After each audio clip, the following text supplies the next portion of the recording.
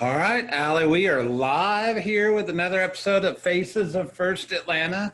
I'm here with Great. Allie Van Dillen, who is our not the most seasoned realtor of the bunch, but certainly a very successful one. She came out as Rookie of the Year in 2019, so we're excited to be interviewing the Rookie of the Year for 2019.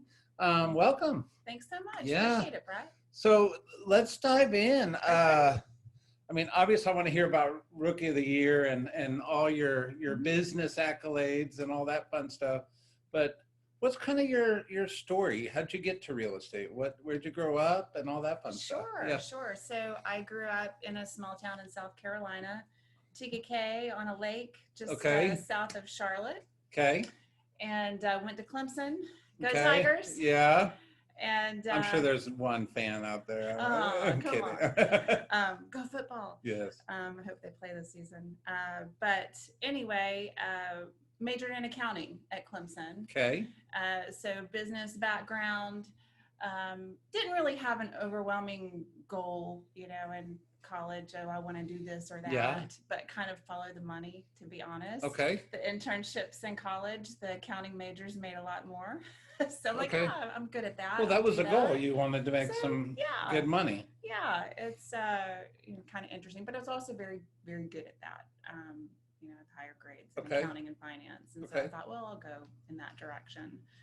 And right off the gate, it wasn't like somebody you knew was an accountant. It just no, and career counseling, money. Doesn't have the best reputation. Boring people are accountants, so well, that's the reputation, right? So graduated from Clemson and took my first job with what was then Nations Bank.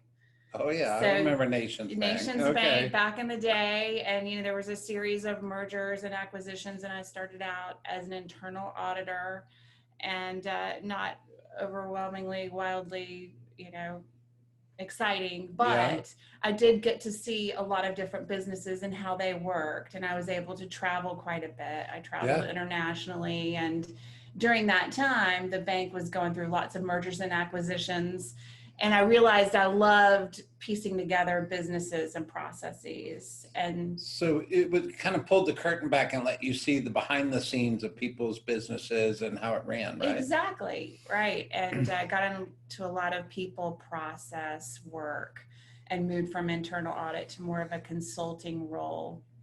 Got it. Went through a Six Sigma business training class where I got my black belt. It's not the cool black belt. Black belt in anything's a cool black belt. But, it's just a business acumen where you go through and really try to tighten up processes and make sure things are flowing right. Are there problems here or there, and how to solve them? And so I really took that training to lots of different aspects in the banking world and spent a good 10 years in commercial real estate in that role on the banking side. So worked with home builders and commercial real estate developers, but again on the banking side. And it was during that time, it was the early 2000s, so it was the height of the market where we were trying to figure out how to process more loans as fast as we can on the banking side, and then the market fell off the cliff. So at that time, the Home Builders Association couldn't build fast enough. Exactly. So the more land, more deals they could put together with you guys. And it was like, where do we need to be around the country, internationally? Where should we set up? So it was a really interesting time. And then we kind of saw the cliff, right? Of course. We saw everything go down. So then my work revolved around, where do we close offices? Where do we kind of pull into the bigger cities and leave the suburbs? Because at that time, when business was great. It's still Nations Bank at this time? Well, no, it was Bank of America. And then we bought Countrywide. So I was involved in that merger, folding in Countrywide. So learned a lot about the real estate business. It was just a fantastic opportunity. But, given the cliff and everything going down, I decided to move on to different opportunities in the bank and did a few more different things on the corporate and commercial side. Okay. So what a background, right? Like you grow up and you, for whatever reason, end up in an accounting degree. And it's not like you were sitting behind a desk doing tax returns, which is what I Exactly. think most people think of accounting profession, right? Right. But you're in the business side of the commercial lending institutions of the Mhm. world, learning about business and Right. learning not just about business, but real estate businesses Mhm. and how all the deals from literally the dirt Right. to houses get put together, right? Absolutely. So, what a background for somebody to get into real estate. Okay, keep going. Yeah. So you call it the cliff. I guess they call it the financial cliff, right? Right. 2008, Right. 2009. What was that like to be in the banking industry when all that happened? Oh, it was, we were at the center of everything. TARP money was put Mm-hmm. out there, the government was intervening. I mean, it was a Yeah, big deal. It was the time when Bank of America and Merrill Lynch was merging, yeah. they were merging, and different cultures. You have the New York culture and the Southern culture of banking. And it was an interesting time for sure. Yeah, And opportunities, right? Whenever something goes up or down, there's always correct. opportunities. Um, so I was promoted to different opportunities, again, kind of with the crux and the common thread of problem solving. A lot of change. So applying that Six Sigma methodology and Yeah, background of combining businesses and processes and people, applying that to all of everything that was going on. Let's just okay. say. So when the market goes south, Uh huh. um, what does an opportunity look like? I know I'm talking very generic here, but Right. Well, for me um, at that point in time, you know, I was a problem solver. So okay, when things go down, okay, how do we most efficiently reduce staff but keep it going? How do okay, we blend these two processes between Merrill Lynch and Bank of America, like the technology piece of it? Are we, we have 5 different CRMs. How do we bring that together? And then right. how do we reduce expenses and limit impacts on the people Sure, side? sure. So So, you're saying the economies of scale more or less is whether it's people or technology or mhm. systems. Um, it's funny you see that as opportunity. I'm sure some people inside of that conversation saw it as problems, but Well, and I would say then we really learned the lessons of underwriting and okay, being really solid around appraisals. We learned a lot, right, back then in the right, early 2000s. Whereas now you fast forward and we have another epidemic, COVID, but the housing market is strong. Well, why is correct, it strong? Because we built up those fundamentals. Banks right. shored up requirements, appraisers learned their lesson. Like we all learned our lessons back then, and now it's just such a robust market now. Yeah, for sure. Um, what's interesting is real estate historically has always played a role in economic Mm-hmm. recovery. Mm-hmm. And I think real estate, this is my opinion, but I think real estate's what's keeping our economy strong right now. I completely agree, and I think we are going to lead out of this economy. 100%. Mm-hmm. All right, so you're making my job easy over here because I'm already caught some great nuggets from you. Uh-huh. Is I won't write down that you just followed the money as a nugget because that was any teenager would do that, I'm sure. Sure. But Sure. you certainly developed a knack to discover the opportunity, right? Mm-hmm. And no matter the circumstance you get put in the middle of, Right. you always got to find your way to the opportunity, right? Right. So here we are in COVID, Mm-hmm. um, or let's say today's September 8th. So Right. summer's over, which is not an exciting thing, but of course there's a seasonality to real estate and the Right. market's going to slow down. So how do you find the opportunity of September? How do you find the opportunity of October Right. as the market tends to taper off just a little bit after summer, right? And I'm not Right. asking you what the opportunity is. I'm just saying there will always Right. be an opportunity. How do you find it, right? Yeah, so that's a good question. I think it's just always keeping in touch with your sphere. Everybody has their own circumstances, and it doesn't necessarily flow with a spring market or a summer market. It's their circumstance in life. It's their job movement. It's their kids in their school. And there's lots of different things going on right now in the world. And so I don't really, see a decline in September, October. Again, it's more opportunity. And where is it? Sure. Who has that personal circumstance where they really need to move now? Yeah. And whether the interest rates are super strong right now in September, October, right? Still a great time to buy houses or even sell your house. And then the other thing I heard you say is you're a problem solver. Right. And so what does that word mean to you? Like if somebody said, Allie is a problem solver. Right. Well, I think, first of all, that can apply to all aspects of life, right? We all have problems. We all encounter them through our work and our personal circumstances.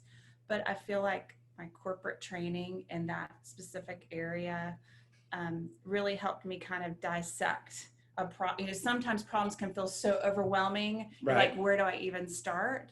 So the discipline I was taught is, first, let's define it. And I'm a real big believer in short sprints. Yeah. Let's not take it all on, right? Like, let's take on 2 to 3 things. Bite-sized pieces, right? Bite-sized pieces. How do you eat an elephant one bite at a time, which is absolutely the worst visual ever, but it's true, right? Yeah. And everybody loves success, right? Yeah. So get the small wins to then build up to win the marathon. Okay.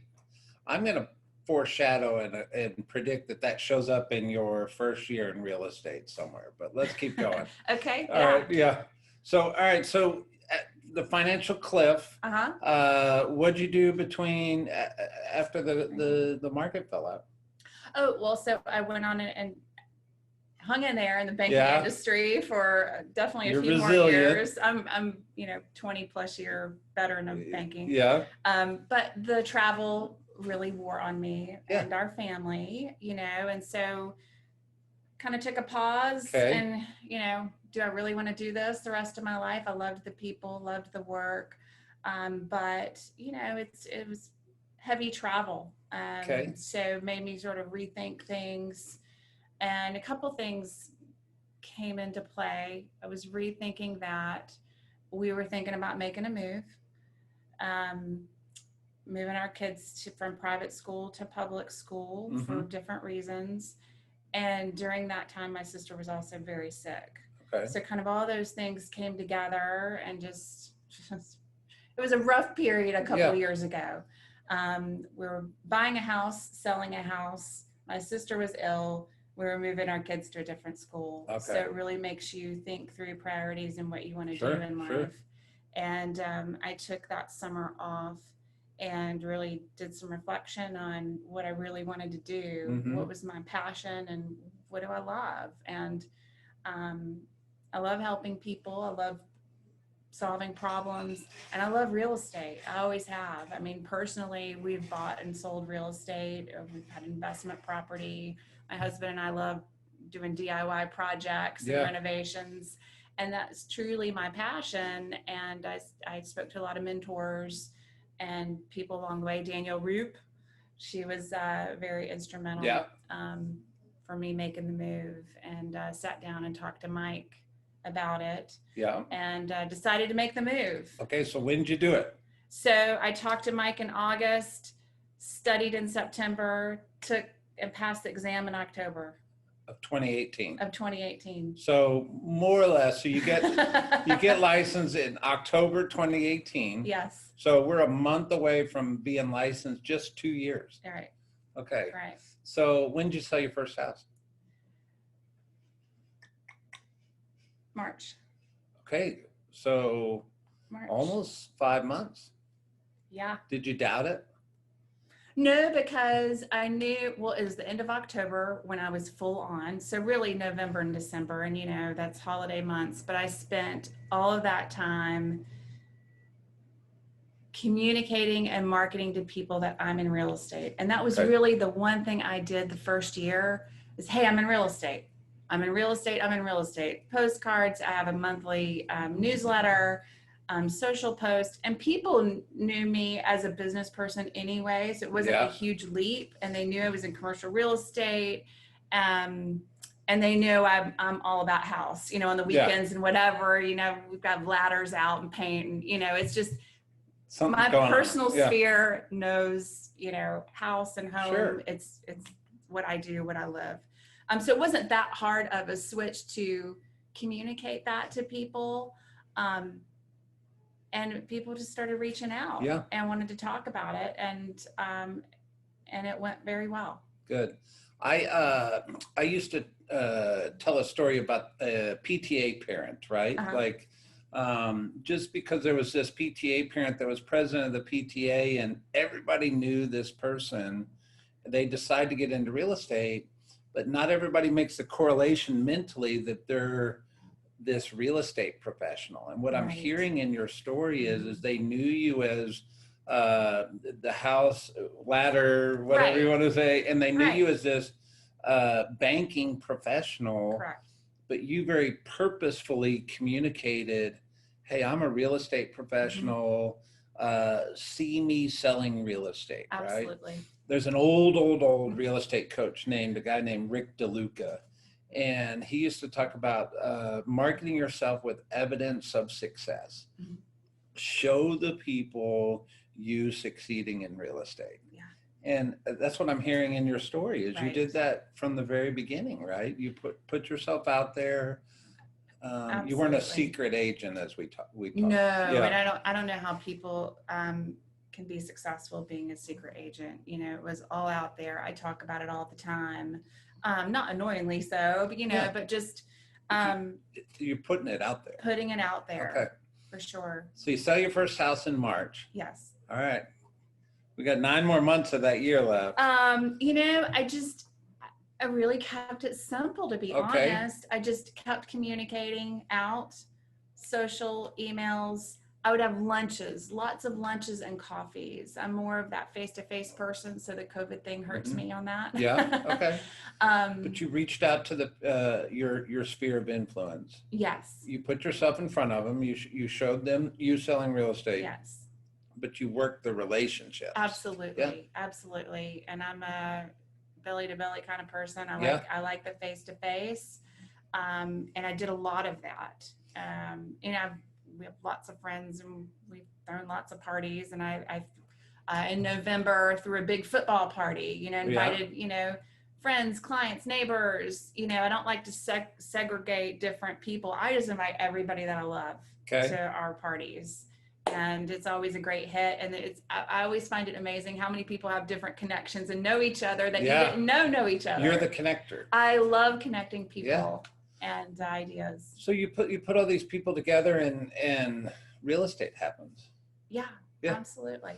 All right. So 9 months after you sell your first house, you come out of 2019 as the rookie of the year, right? Right. How many houses did you sell? They're all going to want to know. Know this, but I think 13 or 14. Okay, 13 or 14. 13 or 14. And I had houses. a goal. I set when I set out on this, I said, okay, the first year, if I can make 6 figures, sell a dozen houses, I consider that success. Yeah. And I beat it. Good. So 6 figures and 13 and a half houses.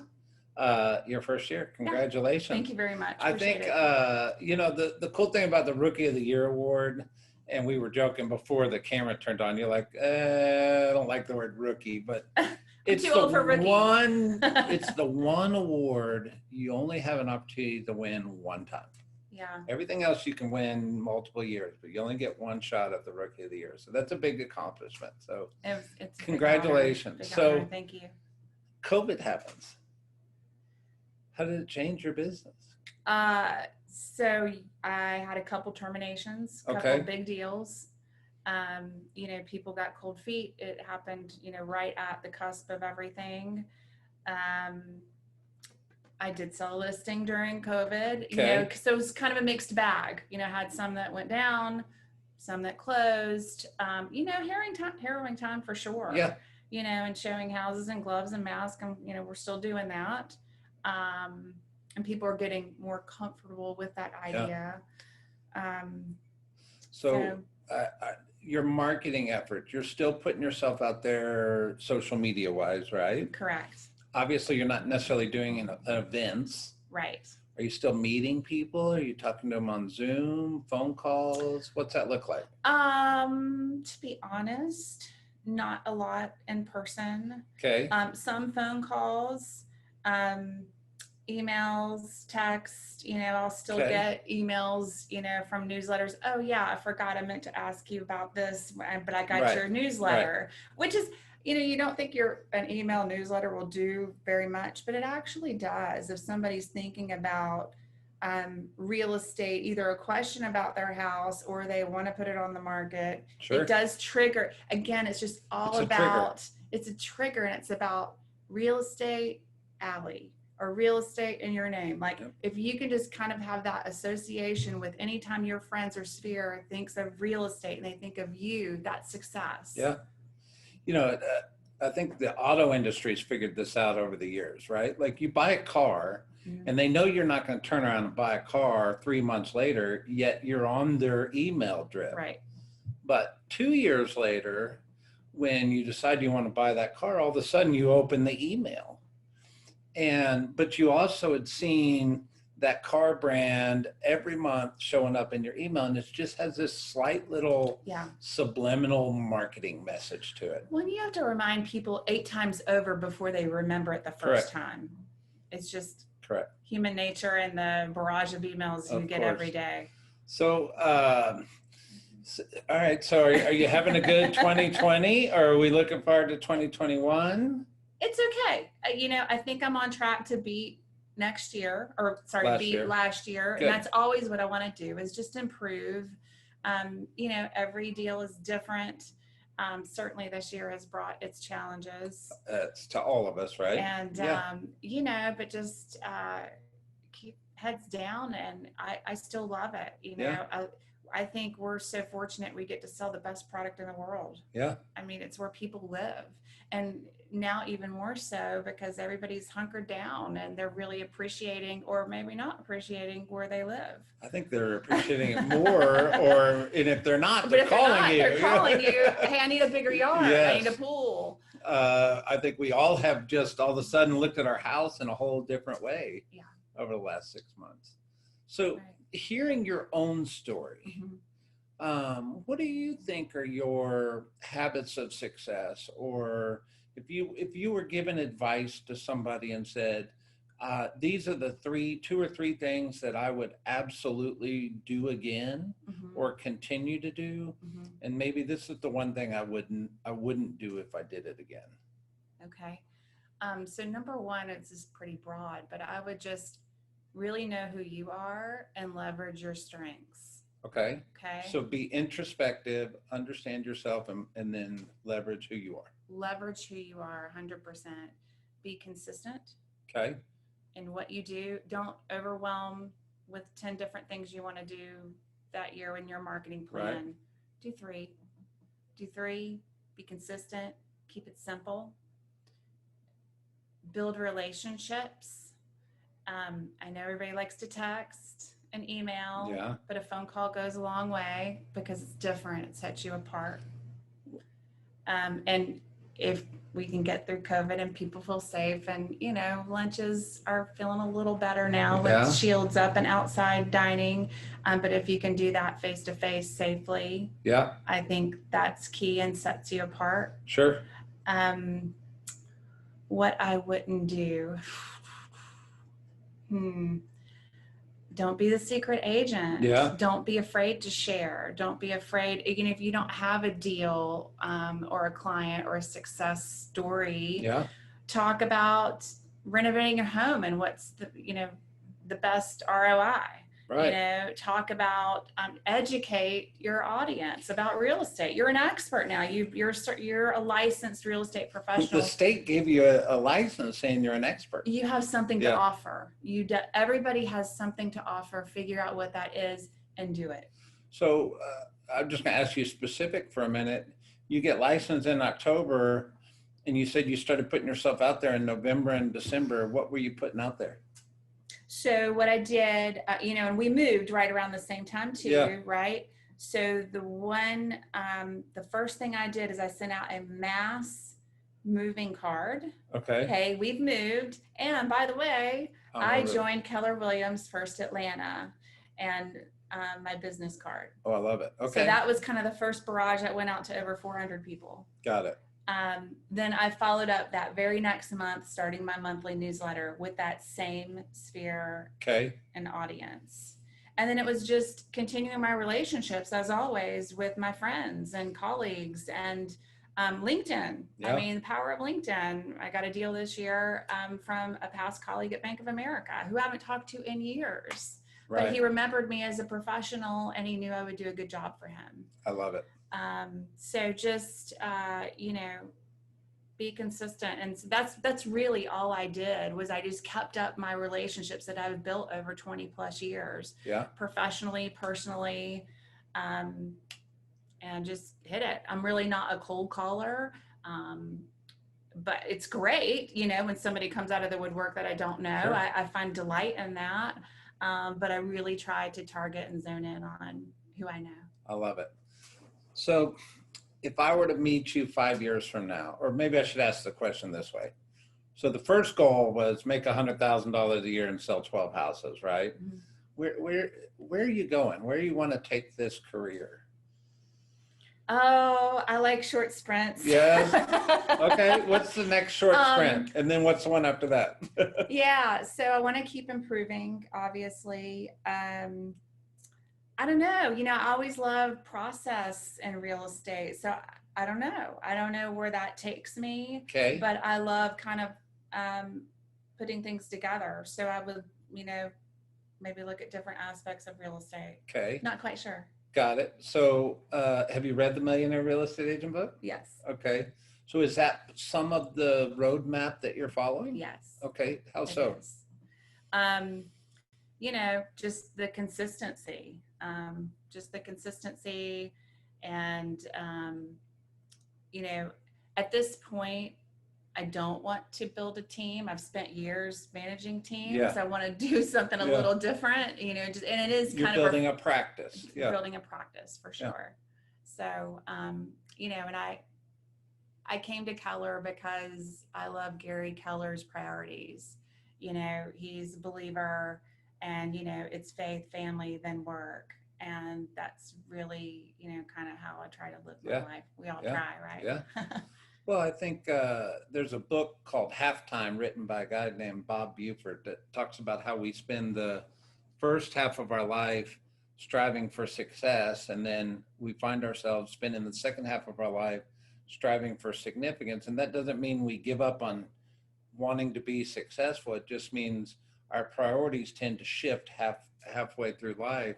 And that's so what you're true. hearing saying is that these That's are so your true. values and you want to live out the values in your life. And I love that. Right. And not chasing the buck, because I really strongly believe if you know yourself and you know your strengths and you align that with your passion, you'll be successful and the money will follow.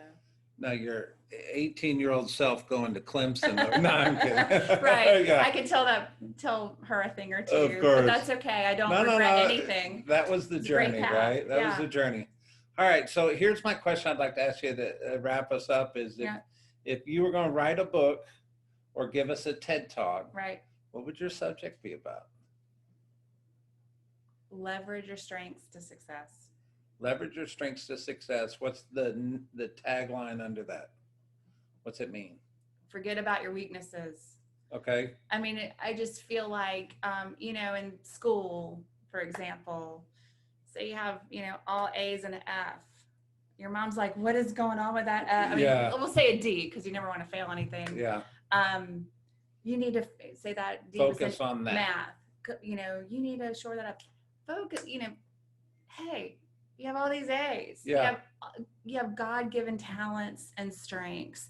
Find them and use them and maximize them. And don't worry about the other things you're not good at. There are plenty of other experts out there that you can refer your clients or whomever you're working with or living with. There are other experts that can shore up the other part of the puzzle. Sure.